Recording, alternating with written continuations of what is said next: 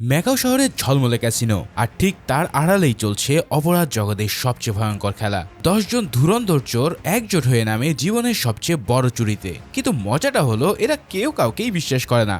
Target হচ্ছে macaw ক্যাসিনোর সুরক্ষিত ভল্টে থাকা $20 মিলিয়ন হীরা টিয়ার অফ দ্য সান। কিন্তু প্রশ্ন হচ্ছে, এতগুলো চোরের মধ্যে শেষমেশ আসলে কে কাকে ঠকায়? বলছি দক্ষিণ কোরিয়ার সর্বকালের অন্যতম সেরা হাইস্ট মুভি দ্য থিভসের কথা। তো চলো আর কোনো প্যাচাল না পেরে শুরু করি আজকের মুভি এক্সপ্লেনেশন। মুভির শুরুতে আমরা দেখতে পাই নিকোল আর তার মা চুইংগামকে। তারা আজ এসেছে একটা দামি আর্ট গ্যালারিতে। কিন্তু মজার ব্যাপারটা হলো চুইংগাম আসলে তার মা না, সে শুধুমাত্র মা সাজা নাটক করছে।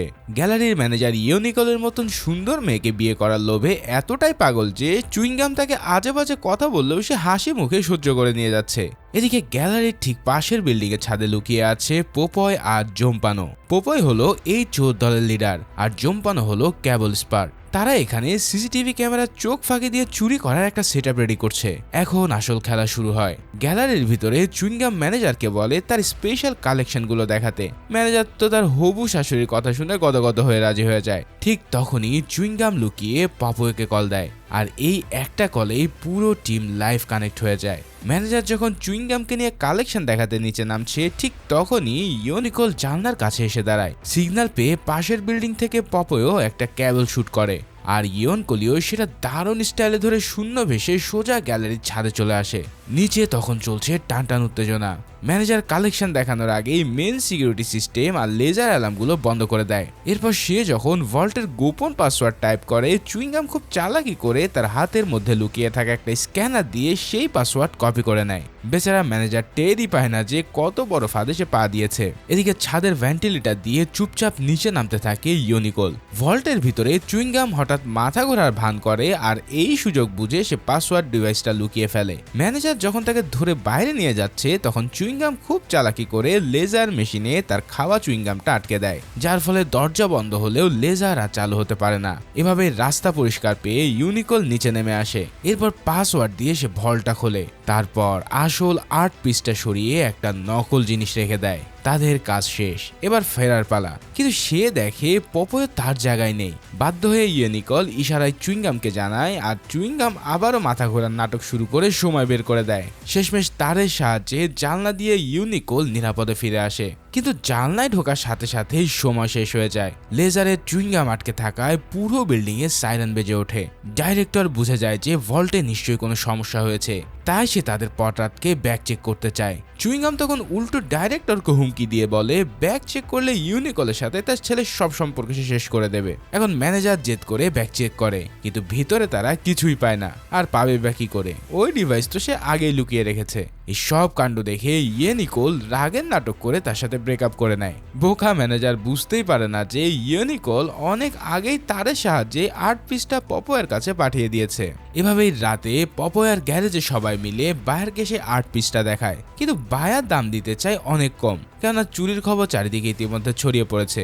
এটা শুনে নিকোলের মাথা পুরো খারাপ হয়ে যায়, কারণ এই চুরিটার জন্য সে ওই ম্যানেজারের পিছনে 5টা মাস সময় নষ্ট করেছে। তখন বায়ার তাদের জানায় সামনে আরো বড় একটা কাজ আসতে চলেছে, আর এই কাজের সাথে যুক্ত হবে ম্যাকাও পার্ক নামের এক ভয়ানক চোর। পার্কের নাম শুনে পপয়ার মুখ গম্ভীর হয়ে যায়, কেননা 4 বছর আগে এক সোনা চুরিতে এই পার্কই পপয়াকে ধোকা দিয়ে সব সোনা নিয়ে পালিয়ে গিয়েছিল।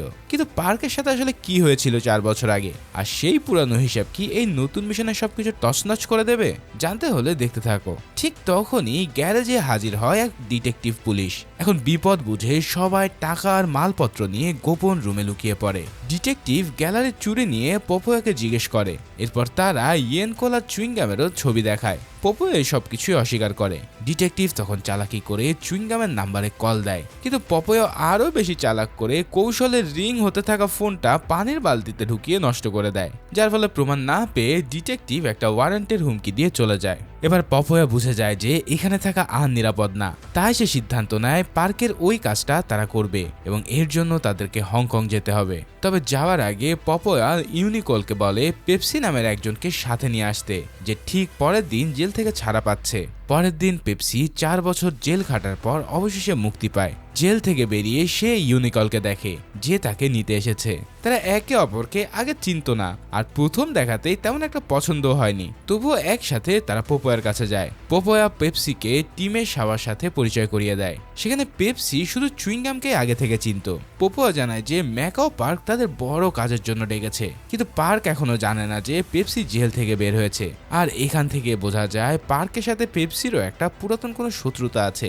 এরপর দৃশ্য চলে যায় ম্যাকাও শহরে। সেখানে পার্ক ক্যাসিনোতে জুয়া খেলে প্রচুর টাকা দিচ্ছিল, কিন্তু কর্তৃপক্ষ তাকে ব্ল্যাকলিস্ট করে বের করে দেয়। এরপর পার্ক হংকং এর চেইন নামের এক ব্যক্তির সাথে যোগাযোগ করে। চেইন আর তার গ্যাংয়ের মেম্বার জনি আর অ্যান্ড্রু তখন একটা জুয়েলারি শপ লুট করছিল। কিছুক্ষণের মধ্যেই তাদের সাথে যোগ দেয় জুলি, যে একজন দক্ষ স্রেফ ক্যাকার। চেইনের সাথে জুলির বাবার পুরাতন পরিচয় ছিল, কারণ তার বাবাও একজন নাম করা চোর ছিলেন। পরের দিন হংকং এর একটা হোটেলে কোরিয়ান টিম আর চাইনিজ টিমের প্রথম মিট হয়, কিন্তু সমস্যা বাধে ভাষা নিয়ে, কেন কেউই কারোর ভাষা ঠিক বুঝতে পারছে না। অ্যান্ড্রুর ইউনিকলের সৌন্দর্য নিয়ে মন্তব্য করলে জুলি বলে সে নিশ্চয়ই প্লাস্টিক সার্জারি করেছে। এখন জাম্পানো চাইনিজ বুঝতো বলে ইউনিকলকে সে সব জানিয়ে দেয়, আর এটা শুনে ইউনিকল অ্যান্ড্রুর উপরে রেগে গিয়ে চিৎকার করতে থাকে। পরিস্থিতি এতটাই উত্তপ্ত হয়ে যায় যে অ্যান্ড্রু জম্পানোর দিকে বন্দুক তাক করে, আর শেষমেশ পপয়া আর চেন সবাইকে শান্ত করে। বাইরে ইউনিকলের সাথে পার্কের দেখা হয়। পার্ক তাকে একটা সিগারেট ধরিয়ে দেয়। এরপর ভিতরে সবাই মিলে বসলে পার্ক এই মিশনের কথা জানায়। তাদের লক্ষ্য ম্যাকাওয়ের ক্যাসিনো থেকে টিয়ার অফ দ্য সান হিরে চুরি করা, যেটা বর্তমানে টিফানি নামের এক মহিলার কাছে আছে। পেপসিকে সেখানে দেখে পার্ক এবার বেশ অবাক হয়ে যায়। পপয়াকে আড়ালে ডেকে নিয়ে তাকে ফেরত পাঠাতে বলে, কিন্তু পপয়া জানায় পেপসি একজন দক্ষ স্রেফ ক্যাকার, তাই তাকে অবশ্যই দরকার। এদিকে চেইন আর তার টিমের কিন্তু আপত্তি ছিল, কেননা টিফানি হলো ভয়ঙ্কর ডন ওয়ে হং এর রক্ষিতা। ওয়ে হং এতটাই বিপজ্জনক যে আজ পর্যন্ত কেউ তার আসল চেহারা দেখেনি। শুধু জানা যায় যে তার হাতে একটা প্রজাপতির ট্যাটু আছে। কিন্তু যখন পার্ক জানায় হীরের দাম $20 মিলিয়ন, তখন সবাই এই ঝুঁকিপূর্ণ কাজ করতে রাজি হয়ে যায়। কিন্তু প্রশ্ন হচ্ছে এই হিরে কিনবে কে? তখন পার্ক জানায় তার কাছে অনেক দেশের বায়ার আছে, এমনকি ওয়ে হং নিজেও এটা কিনতে পারে। তুমি একবার ভাবো, ওয়ে হং এর নিজের জিনিসই তাকে আবার বিক্রি করাটা কতটা বিপজ্জনক। যাই হোক, পরের দিন তাদের সাথে দেখা করতে আসে এক রহস্যময় মহিলা। সে নিয়ে এসেছে ব্রাউন কালারের এক রোলস রয়েলস। তার কাছে টিফানির সাথে একটা ছবিও ছিল। জুলি জিজ্ঞেস করে যে হীরাটা কি ক্যাসিনোর আন্ডারগ্রাউন্ড ভল্টে রাখা? মহিলাটা জানায় হীরাটা ভল্টে নেই, বরং ক্যাসিনোর 30 তলায় টাফিনের নিজের ঘরে আছে।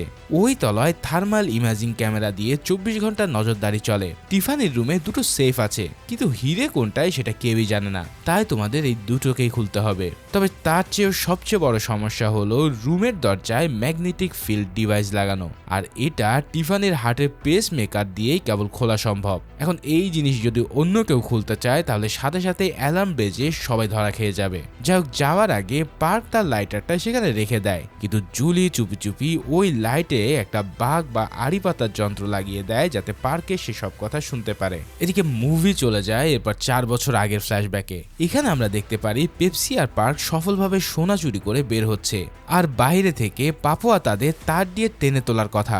তখন পার্ক আর পেপসির মধ্যে একটা প্রেমের সম্পর্ক ছিল, কিন্তু নিচে নামার সময় হঠাৎ তার ছিঁড়ে যায় আর পার্ক সরাসরি নিচে পড়ে যায়। তাকে বাঁচাতে পেপসি করিডোর দিয়ে দৌড়ে যায়, যার ফলে অ্যালার্ম বেজে ওঠে আর সে ক্যামেরায় ধরা পড়ে।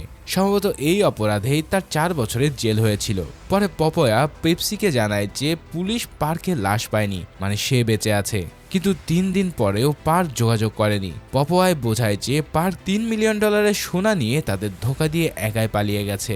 এই ছিল পার্ক আর পেপসির মধ্যকার আসল কাহিনী। যাই হোক, বর্তমানে ফিরে এসে দেখা যায় পেপসি পার্কের রুমে যায়, যেখানে দুজন মহিলা পার্কে মেসেজ করছে। পেপসি পার্কে সেই পুরানো সোনা চুরির জন্য অত্যন্ত ক্ষমা চাইতে বলে, কিন্তু পার্ক রুক্ষভাবে বলে তাদের সম্পর্ক তো রোমিও জুলিয়েটের মতো ছিল না। পেপসি যখন বলে সে এখনো সিন্দুক খুলতে দক্ষ, তখন পার্ক তার ব্যাগের চাবি ভেঙে সেটা 5 সেকেন্ডে খুলতে বলে। পেপসি কোনো কারসাজি না করে সরাসরি ছুরি দিয়ে ব্যাগটা কেটে ফেলে আর বলে মাত্র 3 সেকেন্ডে করে দিলাম। এবার বেরিয়ে এসে পেপসি আড়ালে একটু কাঁদে, কিন্তু এরই মাঝে পার্কের অজান্তে সে তার ব্যাগ থেকে বায়ার লিস্টের ডায়েরিটা চুরি করে এনেছে। অন্যদিকে পাপোয়া কোরিয়াতে ফোন করে এই হীরের একটা হুবহু নকল কপি বানানোর অর্ডার দেয়। এই গোপন কথা ইয়নকল কিন্তু আবার আড়ালে দাঁড়িয়ে শুনে ফেলে। সে বুঝতে পারে যে পাপোয়া আর পেপসি মিলে পার্ককে ধোঁকা দেওয়ার একটা পরিকল্পনা করছে, ঠিক যেমনটা পার্ক 4 বছর আগে তাদের সাথে করেছিল। এদিকে জম্পানো ইয়নকলকে আগে থেকেই পছন্দ করত, আর সে সুযোগ বুঝে তাকে কিসও করে বসে। ইয়নকলও কিছুটা অপ্রস্তুত হলেও নিজেকে সামলে নেয়। কিন্তু এই পুরো গল্পে সবচেয়ে বড় ধোঁকাবাজটা আসলে কে, পাপোয়া নাকি পার্ক? তুমি কি ধরতে পারছো? আর ঠিক এই পর্যায়ে মুভির একটা বিশাল রহস্য ফাঁস হয়ে যায়। 4 বছর আগে সেই রাতে আসলে পাপোয়ায় পার্কের কেবলটা নষ্ট করে দিয়েছিল, যাতে পার্ক নিচে পড়ে মারা যায়। আসলে পাপোয়া পার্কের উপরে হিংসে করত, কেননা সে নিজেও পেপসিকে পছন্দ করত। এখন পার্ক মারা গেছে ভেবে সেই রাতে পেপসি পাপোয়ার গ্যারেজে কাঁদছিল, আর পাপোয়া তাকে কিস করার চেষ্টা করেছিল, কিন্তু পেপসি তাকে সরিয়ে দেয়। তো এতক্ষণে যদি তুমি বুঝতে পারো এই মুভি কোন লেভেলে চলতে যাচ্ছে, তাহলে এক্ষুনি সাবস্ক্রাইব করে ফেলো সিনারি ক্যাপস বিডি চ্যানেলে, কেননা এরকম এক্সপ্লেনেশন নিয়মিত এখানে আসতে থাকবে। যাই হোক, এবার বর্তমানে ফিরে আসি। তারা সবাই চুরির মিশন সাকসেস করতে মাকাও শহরে পৌঁছায়। পার্ক সবাইকে একটা বিশেষ ফোন দেয়, যাতে একে অপরের সাথে তারা কানেক্ট থাকতে পারে। কিন্তু আড়ালে কেউ একজন তাদের সবার গতিবিধি লক্ষ্য করছে, আর সাথে সাথে ছবিও তুলে নিচ্ছে। এদিকে চুরির প্ল্যানটা কিন্তু বেশ জটিল। পার্ক সবাইকে প্ল্যান বোঝায়। সে জানায় চেন আর চুইংগাম হাই প্রোফাইল জাপানি দম্পতি সেজে ক্যাসিনোতে টাফিনের সাথে জুয়া খেলবে, কেননা তারা দুজনেই জাপানি ভাষা জানতো। এদিকে জনি আর অ্যান্ড্রু খেলবে বিপরীতে, আর এই ফাঁকে অ্যান্ড্রু ফ্লোরের লেআউট আর স্টাফদের শিফটের সময়টা নোট করে নেবে। কিন্তু এই সব প্ল্যান করার আগে দরকার ক্যাসিনোর মাস্টার কি। এই দায়িত্ব পড়ে ইয়নকল আর জাম্পানোর উপর। প্ল্যান হলো ইয়নকল ম্যানেজারকে পটিয়ে চাবি হাতিয়ে নেবে, আর জাম্পানো তার ডুপ্লিকেট বানাবে। সেই প্ল্যান অনুসারে ইয়নকল হট ড্রেস পরে বাড়ি গিয়ে ম্যানেজারের জন্য অপেক্ষা করে। কিন্তু এখানে ঘটে এক অদ্ভুত কাণ্ড। দেখা যায় এই ম্যানেজার মেয়েদের প্রতি কোনো আগ্রহী না, বরং সে হচ্ছে ছেলেদের প্রতি আগ্রহী। তার মানে পাক্কা লেভেলের একজন গে। ফলে ইয়নকলের বদলে জাম্পানোকে বাধ্য করতে হয় ম্যানেজারের সাথে ফ্লার্ট করতে। এখন ম্যানেজার যখন জাম্পানোর সাথে ব্যস্ত, সেই সুযোগে ইয়নকল চাবি নিয়ে তার কপি করে ফেলে। এইভাবেই এরপরে দরকার ভিতরে বন্দুক নিয়ে যাওয়া। অ্যান্ড্রু ক্যাসিনোর বেসমেন্টে গিয়ে একটা বুড়ো ওয়েটারকে টাকা আর বন্দুকের ব্যাগ দেয়। পরে জুয়ার সময় ওই বুড়ো থিয়েটারের খাবার ট্রেন নিচে বন্দুক লুকিয়ে অ্যান্ড্রুর কাছে পৌঁছে দেয়। এদিকে চ্যান আর চুইংগাম টাফিনিকে জুয়ায় বাজেভাবে হারাতে থাকে, যাতে সে আরো টাকা নিয়ে আসে। অন্যদিকে পেপসি আর জুলি স্রেফ খেলার প্র্যাকটিস করে যায়। পেপসি যন্ত্রপাতির সাহায্য নিচ্ছে, কিন্তু জুলি শুধু হাত দিয়ে খেলার চেষ্টা করছে। আর ঠিক এখানে এই সিনেমায় আর একটা চমক আসে, যেটা পুরো গেমকে উল্টে দেয়। ফ্ল্যাশব্যাকে দেখা যায় জুলি আসলে কোনো সাধারণ চোর না, সে মূলত একজন আন্ডার কাভার পুলিশ অফিসার। সে তার সিনিয়রকে জানাচ্ছে যে বেশিরভাগ চোর সিন্ধুকের পিছন দিক দিয়ে কাটতে গিয়ে ধরা পড়ে, কিন্তু আসল দক্ষ চোরেরা দরজা দিয়েই খোলে। পুলিশ আসলে পার্কের মাধ্যমে বড় ডন ওয়েং হংকেই ধরতে চাইছে, আর জুলিকে আন্ডার কভার পাঠানো হয়েছে ঠিক এই কাজের জন্যই। এদিকে প্র্যাকটিসের সময় জুলি পেপসিকে পরামর্শ দেয় পিছন থেকে কেটে খুলতে, কিন্তু পেপসি জেদ ধরে সামনে থেকে এসে খুলবে। এই সময় জুলি আর পেপসির মধ্যে একটা ভালো বন্ধুত্ব হয়ে যায়, তবে তারা দুজনে ইয়নকলকে সহ্য করতে পারতো না। এদিকে ইয়নকল সুযোগ বুঝে পার্ককে পটানোর চেষ্টা করে, কিন্তু পার্ক তাতে কান দেয় না। জম্পানো সেখানে চলে আসলে ইয়নকল লজ্জা পেয়ে সরে যায়। এদিকে চুইংগাম ভাবছে এই বড় চুরির পর সব ছেলে সাধারণ জীবন কাটাবে, আর পেপসি মুখে অস্বীকার করলেও মনে মনে পার্কের জন্য এখনো তার একটা গভীর টান রয়েছে। অন্যদিকে চাইনিজ টিমের অ্যান্ড্রু, জনি আর চেনের মনে হচ্ছিল যে এই মিশনে নিশ্চয়ই কোনো গন্ডগোল আছে। চেন তাদের জানায় কয়েক বছর আগে দুজন চোর এই হীরা চুরি করে ওয়েং হং এর কাছে বিক্রি করতে গিয়েছিল। ওয়েং হং তখন একজনকে মেরে ফেলে আর অন্যজনকে মাত্র $1000 দিয়ে বিদায় করে দেয়। তাই চেনের মনে আসলে অন্য পরিকল্পনা ছিল, হীরা পাওয়া যাক বা না যাক, সে টিফিনের নগদ টাকাগুলোর ব্যাগ চুরি করে পালাবে। তো এভাবে চুরির 18 ঘন্টা আগে পার্ক ক্যাসিনোতে এসে হাজির হয়। চেন আর চুইংগাম তখন ট্যাফিনের সাথে জুয়া খেলতে ব্যস্ত। কিছুক্ষণ পর ব্রেক নিয়ে তারা এবার 20 তলার একটা রুমে যায়। টিফানি জিজ্ঞেস করে কখন ফিরবে। চেন জানায় ভোর 5টায়। পরিকল্পনা অনুযায়ী ওই 20 তলার রুম থেকে ইয়নকল দড়ি দিয়ে 30 তলায় উঠবে, আর জাম্পানো টেকনিক্যাল স্টাফ সেজে ছাদে যাবে। অন্যদিকে লোকজনদের নজর ঘোরাতে পার্ক আর পাপোয়া ক্যাসিনোতে ঝগড়া শুরু করে দেয়, আর পার্ক সত্যি সত্যি পাপোয়াকে এক জোরে ঘুষি মেরে বসে। এবার সিকিউরিটি গার্ড পার্ককে চিনে ফেলে, আর তারা জানায় সে তো ব্ল্যাক লিস্টেড। তো সবাই যখন ব্যস্ত, তখন পাপোয়া চুপি চুপি পেপসিকে পাঠায় কোরিয়া থেকে আসা নকল হীরার প্যাকেট সংগ্রহ করতে। এখানে পপয়া যে কত বড় শয়তান সেটা বোঝা যায় যখন সে পালানোর জন্য একটা বোটের ব্যবস্থা করে, কিন্তু সেটা শুধু সে নিজেদের জন্য, বাকিদের জন্য না। এদিকে 20 তলায় চেন আর চুইংগামের মধ্যে একটা আবেগঘন মুহূর্ত তৈরি হয়। চেন স্বীকার করে যে আগে সে যে হিরে চুরির গল্প বলেছিল সেটা আসলে তার নিজেরই কাহিনী।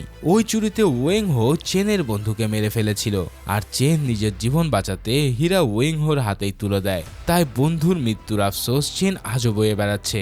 এই সব কথা শুনে চুইংগাম আরো বেশি চেনের প্রতি দুর্বল হয়ে যায়। অন্যদিকে চুরির চূড়ান্ত সময়ের আগে পেপসি একটা গির্জায় যায়, যেখানে পার্কও আসে। পেপসি সরাসরি জানতে চায় 4 বছর আগে কেন তাকে ছেড়ে সে চলে গিয়েছিল।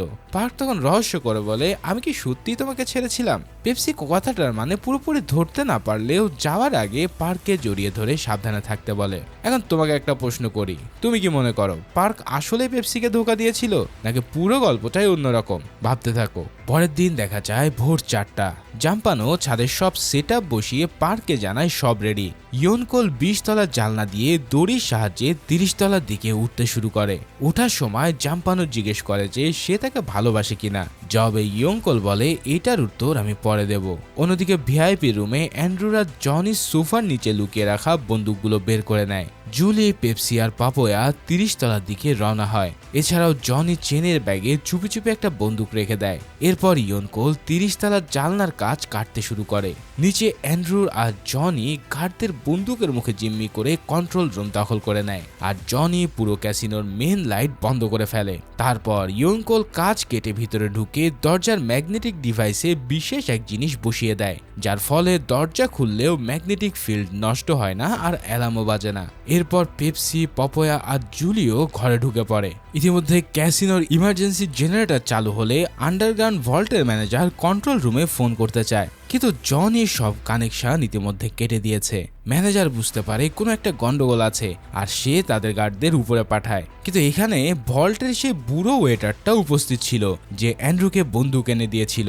ম্যানেজার তাকে এই রুমের বাইরে যেতে একদম নিষেধ করে দেয়। অন্যদিকে টিফানির রুমে পাপোয়া, পেপসি আর জুলি মরিয়া হয়ে সিন্ধুক খোলার কাজে নেমে পড়ে। পেপসি ড্রিল মেশিন দিয়ে তা ফুটো করতে শুরু করে। জুলি তার পদ্ধতিতে শুধু হাত দিয়ে এটা খোলার চেষ্টা চালায়। নিচে চেইন আর টাফিনি জুয়া খেলা তখন চরম লেভেলে পৌঁছেছে। এদিকে পেপসি সাবধানে ড্রিল করতে করতে সুরক্ষা কাছে ঠিক আগেই থেমে যায়। এরপর পাপোয়া আর পেপসি ফুটো দিয়ে ক্যামেরা ঢুকিয়ে ভেতরে কাচের তার দেখতে পায়। পেপসি বুদ্ধি খাটিয়ে অন্য একটা ফুটো দিয়ে তার ঢুকিয়ে কাচের তারটাকে আটকে দেয়, যাতে ড্রিলের সময় অ্যালার্ম না বেজে ওঠে। চিন্তা করো, দুটো সিন্দুকের একটায় $20 মিলিয়ন হিরে, অন্যটা খালি, কিন্তু কোনটায় আসলে হিরে আছে সেটা কেউই জানে না।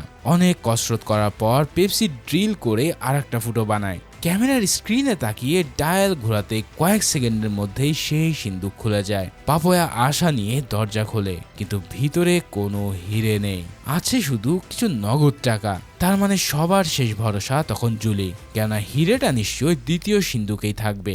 অন্যদিকে নিচে ভিআইপি রুমে চেন এক বিশাল বাজি ধরে বসে, কিন্তু ফাইনালি সে টাফিনের কাছে হেরে যায়। তাই পরাজয় মেনে না নিয়ে চেন হঠাৎ তার বন্দুক বের করে সবাইকে জিম্মি করে ফেলে, আর চুইংগামকে সে বলে টাফিনের নগদ টাকাগুলো ব্যাগে ঢুকিয়ে নিতে। কিন্তু ধূর্ত ম্যানেজার এরই মধ্যে চুপি চুপি পুলিশকে ফোন দিয়ে দেয়। পুলিশ তখন বাইরে পার্কের গাড়ির জন্য অপেক্ষা করছিল। ঠিক ওই সময় একটা মেয়ে এসে পুলিশকে একটা প্যাকেট দিয়ে যায়, আর সেটার ভিতরে ছিল পার্কের সেই লাইটার যেখানে জুলি বাগ লাগিয়ে দিয়েছিল। তখন পুলিশ বুঝে যায় যে পার্ক আগে থেকে জুলির আন্ডার কভার হওয়ার কথা জানতো, আর সে সবাইকেই ধোকা দিয়ে যাচ্ছে। তারপর পুলিশ পার্কের গাড়ির দিকে ছুটে গিয়ে দেখে আসলেই ভিতরে কেউ নেই। ওদিকে 30 তলায় জুলি অনেক কষ্টে দ্বিতীয় সিন্দুকটা খুলে ফেলে, কিন্তু এবার সবার মাথায় আকাশ ভেঙে পড়ে, কারণ এটাতে হীরাতে দূরে থাক একটা কানাকড়িও নেই।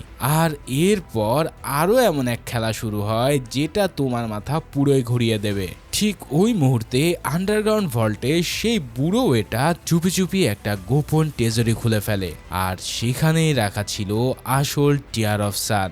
বুড়ো ওয়েটার হীরাটা বের করে তার খাবার পাত্রে লুকিয়ে ফেলে। আর এখানেই আমরা বুঝতে পারি যে এই বুড়ো বেটা আসলে কেউই নয়, সে ছিল ম্যাকাও পার্ক। তাই সে এবার সবার ফোনে মেসেজ পাঠিয়ে দিয়ে জানায় যে সে হিরে পেয়ে গেছে আর তারা যেন এই ডায়মন্ডের আশা ছেড়ে দেয়। তার মানে সবাই বুঝতে পারে পার্ক তাদের সবাইকে স্রেফ দাবার গুটি হিসেবে ব্যবহার করেছে। মূলত এই হিরেটা সে নিজেই চুরি করা ধান্দা করেছে এতদিন। এমনকি হংকং এর যে মহিলাটা টিফিনে সৎবোন সেজে এসেছিল সেও ছিল পার্কেরই লোক। এবার পার্কের ধোকার কথা জানতে পেরে পাপোয়া সিন্ধুকে নগদ টাকাগুলো ব্যাগে ভরতে থাকে। ইয়ংকল জাম্পানিকে বলে যে তাকে উপরে তুলতে।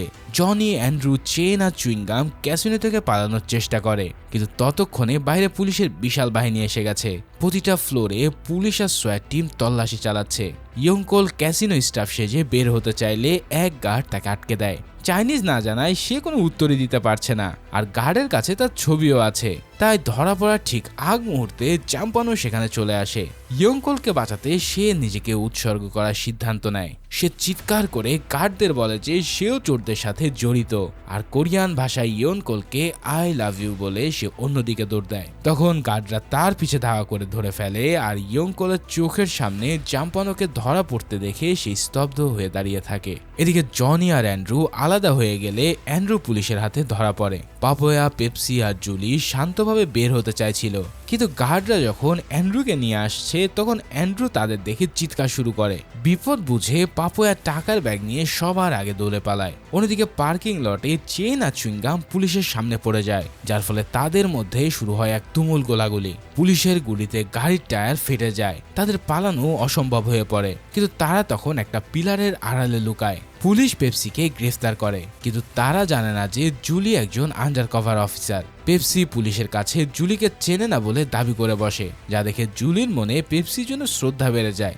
এদিকে চেন মরিয়া হয়ে এক দম্পতির কাছ থেকে গাড়ির চাবি ছিনিয়ে চুইংগামকে নিয়ে পালাতে চায়। পুলিশ অনবরত তাদের উপর গুলি চালাতে থাকে, আর হঠাৎ কয়েকটা গুলি চেনের শরীরে লাগে, যার ফলে সে ওই গাড়িতেই মারা যায়। আর নিয়ন্ত্রণ হারিয়ে গাড়িটা মারাত্মক দুর্ঘটনায় পড়ে অসহায় চুইংগামও চেনের সাথে প্রাণ বিলায়। অন্যদিকে পুলিশের ভ্যানে পেপসির সাথে অ্যান্ড্রু আর পাপোয়াও ছিল। অ্যান্ড্রু কৌশলে পেপসির কানের দুল দিয়ে হাত করা খুলে ফেলে, আর পুলিশদের সাথে শুরু করে ধস্তাধস্তি। তাই ভ্যান নিয়ন্ত্রণ হারিয়ে নদীর পাড়ে ঝুলে যায়, আর শেষমেশ গভীর পানিতে পড়ে যায়। পাপোয়া আর অ্যান্ড্রু নিজেদের বাঁচাতে হাত করা পড়া পেপসিকে ডুবন্ত ভ্যানে ফেলে রেখেই পালিয়ে যায়। এদিকে হাত করা পড়া অবস্থায় পেপসি পানির নিচে দম বন্ধ হয়ে মারা যাচ্ছিল, কিন্তু ঠিক তখনই অলৌকিকভাবে সেই বুড়ো ওয়েটার অর্থাৎ পার্ক পানিতে ঝাঁপ দিয়ে তাকে উদ্ধার করে। এবার জ্ঞান ফিরলে পেপসি নিজেকে একটা হোটেলের সুইমিং পুলের ধারে দেখতে পায়। সে পাপোয়াকে খুঁজে বের করে বিপদে ফেলানোর জন্য কষে এক থাপ্পড় মারে। সেখানে ইয়ংকল আর অ্যান্ড্রুও ছিল, আর তাদের কাছ থেকে সে জানতে পারে যে চুইংগাম আর চেন পুলিশের হাত থেকে বাঁচতে গিয়ে মারা গেছে। তখন পেপসিও বুঝতে পারে পার্কই তাকে নিশ্চিত মৃত্যুর হাত থেকে বাঁচিয়েছে। অন্যদিকে আন্ডারকভার জুলি আর তার টিম সিসিটিভি ফুটেজ চেক করে সেই মেয়েটাকে চিনে ফেলে যে পুলিশকে পার্কের লাইটার দিয়েছিল। এছাড়াও আরও সে জানতে পারে যে বুড়ো ওয়েটার আসলে স্বয়ং ম্যাক পার্ক। সে আসলে আগের দিন থেকেই ওই ক্যাসিনোতে ছদ্মবেশে কাজ করছিল হিরে চুরির সুযোগ খোঁজার জন্য। এদিকে পার্ক ডাউনিংকে ফোন করে হিরের বদলে $10 মিলিয়ন চুক্তি করে, আর তাকে হংকংয়ে না বরং কোরিয়ার বুসানে আসতে বলে। পার্ক জানতো পুলিশ তার উপর নজর রাখছে, তাই কৌশলে পুলিশকে সাথে নিয়ে নিজের একটা পরিকল্পনা করে। এদিকে পাপোয়া ভেবেছিল সে হিরে নিয়ে পালাচ্ছে, কিন্তু অ্যান্ড্রুর সাথে ধাওয়া পাল্টা দেওয়ার সময় তার হাত থেকে হিরেটা পড়ে যায়, আর যখন একটা গাড়ি তার উপর দিয়ে চলে যায় তখন সেটা ভেঙে খান খান হয়ে যায়। তখন পাপোয়া বুঝে যায় যে ইয়ংকল তাকে নকল হিরে দিয়েছে। আসলে ইয়ংকল অনেক বুদ্ধিমান। পাপোয়া যখন নকল হীরা বানাচ্ছিল, ইয়ংকল তখন ডবল দাম দিয়ে ওই কারিগরকে দিয়ে আরো একটা নকল হিরে বানিয়ে রেখেছিল, যাতে পাপোয়া তা টেরই না পায়। ইয়ংকল আসল হীরা নিয়ে খুব শান্তভাবে সাধারণ নাগরিক সেজে পুলিশের সাহায্যে এই কেসনে থেকে বেরিয়ে যায়। জম্পানো আর চুইংগামের কথা ভেবে তার মনে একটু খারাপ লাগলেও সে শেষ হাসি হাসতে পেরেছে। পোর্টে পার্ক আর পেপসির দেখা হওয়ার ঠিক আগেই ডন ইয়ং সেখানে হাজির হয়। পার্ক আড়ালে সরে যায়, কেননা ওয়ে হং তাকেই খুঁজছে। জুলিও ইতিমধ্যে সেখানে পৌঁছে গেছে। তখন পার্ক চিৎকার করে ওয়ে হং এর নাম বলে, আর জুলি তাকে দেখে ফেলে, আর গুলি বিনিময়ে ওয়ে হং সেখানেই মারা যায়। তখন পুলিশ লাশ পরীক্ষা করে দেখে তার হাতেই সেই বিখ্যাত প্রজাপতির ট্যাটু। পেপসি তখন সটকে পড়ে গাড়ির ডিকি খোলে আর অবাক হয়ে দেখে 4 বছর আগে পার্ক যেই সোনাগুলো নিয়ে গিয়েছিল সেগুলো সব তার গাড়িতেই রাখা। তখন পেপসি বুঝতে পারে যে পার্ক তাকে কতবার বাঁচিয়েছে আর কখনোই আসলে তাকে ধোকা দেয়নি। শেষ দৃশ্যে পেপসি হংকং এর একটা হোটেলে পৌঁছায়, যেখানে ইয়েন কোল পায়ের উপর পা দিয়ে আরাম করছে। পেপসি সেখানে গিয়ে ইয়ংকলকে ভয় দেখায় আর ডিটেকটিভও তার পিছনে লেলিয়ে দেয়। হোটেলের পুলের ভিতরে ইয়ংকল যখন ভয়ে কাঁপছে তখন দেখা যায় বুড়ো ওয়েটারের ছদ্মবেশে পার্ক আবারও সেখানে হাজির, আর সে ইয়ংকলকে ধোকা দিয়ে হীরা ফিরিয়ে নেওয়ার জন্য শেষ একটা চুরির প্রস্তুতি নিচ্ছে। ঠিক এই সিনের মধ্যে দিয়ে এই মুভিটা এখানেই শেষ হয়।